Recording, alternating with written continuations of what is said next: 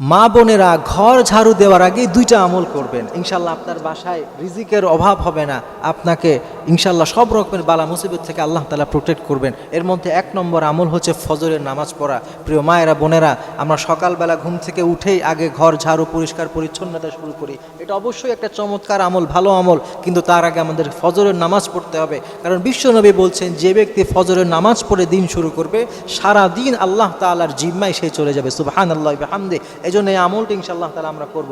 আর 2 নম্বরে যে আমল করব, ফজরের নামাজ শেষ করার পরে অল্প কিছু সময় হলেও আমরা কোরআন তেলাওয়াত করব।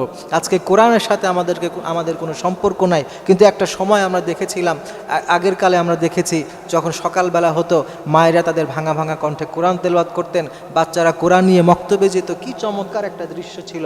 এজন্য তখন বারাকাও অনেক বেশি ছিল। এজন্য আজকে যদি আমরা আমাদের জীবনে বারাকা আনতে চাই, রহমত প্রশান্তিময় জীবন চাই, তাহলে ইনশাআল্লাহ এই 2টা আমল করব, ফজরের নামাজ, এরপর একটু কোরআন তেলাওয়াত, এরপর ইনশাআল্লাহ আমরা আমার দুনিয়াবি কাজ শুরু করব। আল্লাহ তাআলা আমাদেরকে বরকত দিবেন।